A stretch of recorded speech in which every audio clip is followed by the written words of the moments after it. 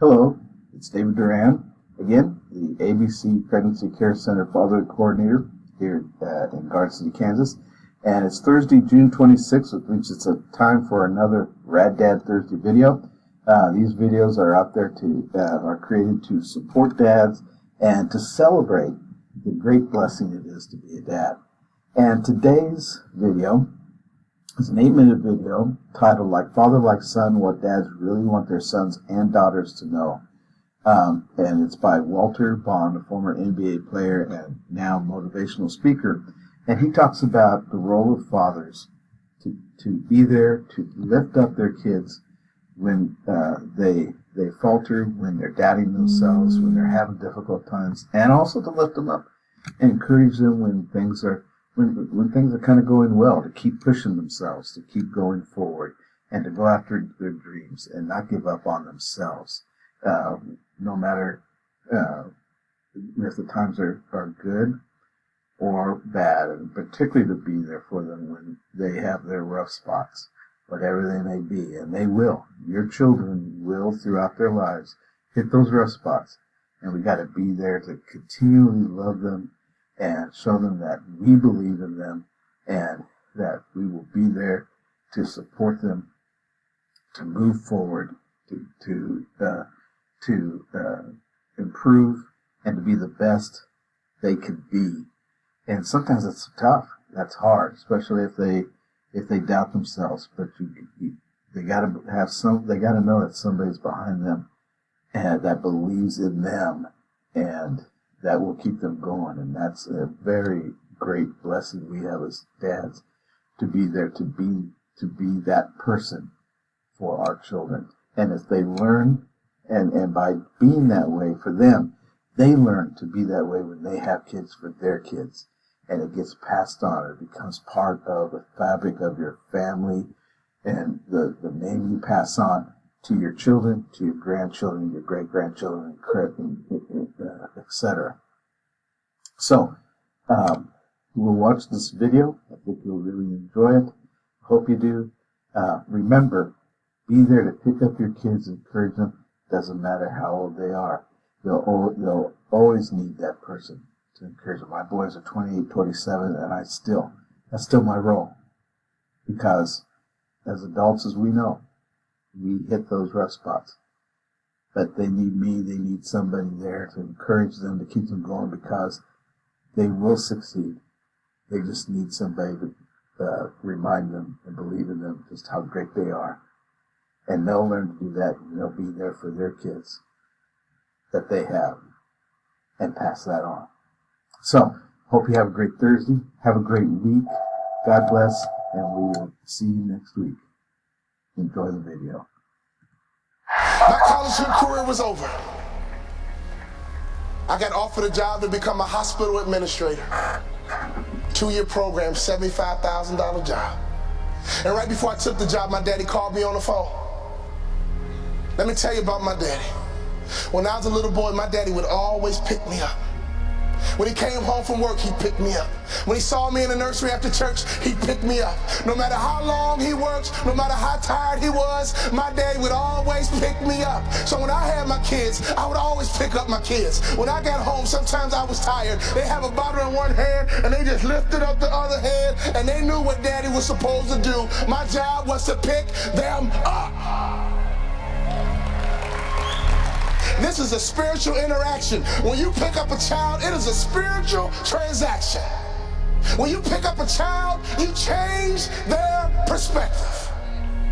When you pick up a child, all of a sudden they can see the world the way you see it. I don't care what your children have done, there is nothing they can do for you to stop picking them up. Well, my daughter's a drug addict, I don't care, pick her up. My son messes up, I don't care, pick him up. I don't care. You pick them up. That is your job, mama. That is your job, daddy. That is your job, grandma. That is your job, granddad. Your number one job is to pick them up and change their perspective. My saddest day, one day, my daddy looked at me and said, boy, you too big. I can't pick you up anymore. But when he couldn't pick me up physically, he would pick me up emotionally.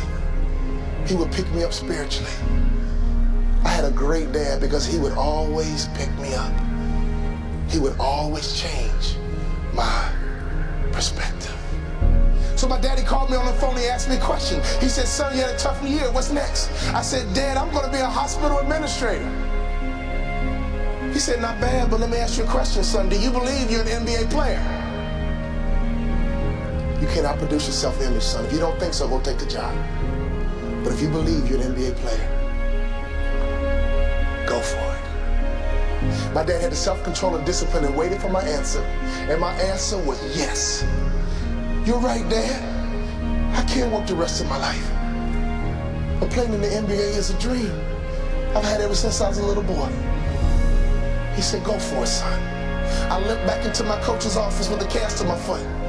I said, Coach, what do I need to do to play in the NBA? I asked that question 4 years in a row. With tears in his eyes, he said, son, when I recruited you, I heard you was a mama's boy.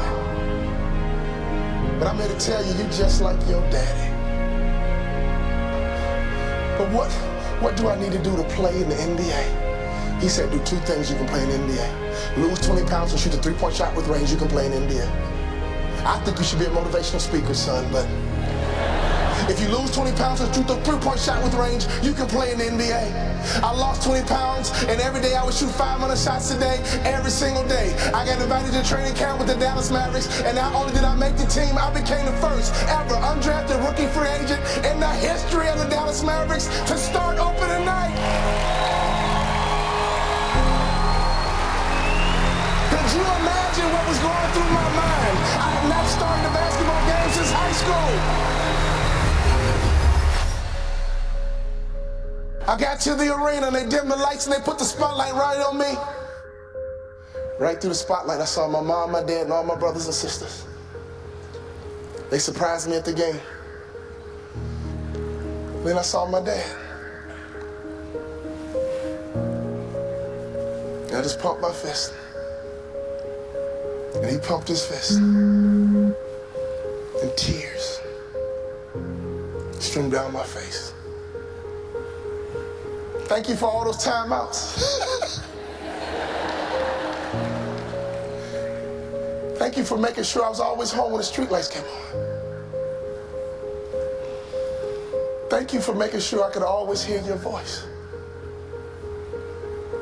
Thank you for always changing my perspective. I know what it feels like to sit on a bench. I know what it feels like to get knocked down. I know what it feels like to have a hope and a dream, and nobody believes in it but a few people. Go for your dreams. Don't live life with regrets. Go for your dreams. Don't live life with regrets. Go for your dreams. Don't live life with regrets. I could always hear my daddy's voice. You have children, you have grandchildren. Can your children and grandchildren hear your voice? I could always hear my daddy's voice. He would say, go out, have a good time, play with your friends, but don't let the street lights beat you home. When I started my motivational speaking business, I called my daddy and said, Daddy, I'm gonna be a motivational speaker. He said, son, you think you can be successful at it? I said, yes, sir. You think you can make a lot of money at it? I said, yes, sir. He says, go for it. That's all my daddy said to me was go for it. So when I think about life, when I think about my goals, one thing he did for me as a father is to make sure I was always where I was supposed to be. He would have me write my goals down, and he would check in periodically, basically asking me, Walter, where are you supposed to be? Fathers, do you realize how powerful that is? If you ask that question of your kids, what are your goals? What are your future? Who do you want to be when you grow up? And every now and then check in by asking a simple question. Where are you supposed to be? The bell is ringing, and I came to ring your bell and ask you the question, Father, where are you supposed to be? And ask that question to your children. Where are you supposed to be? And don't you quit until you're number one.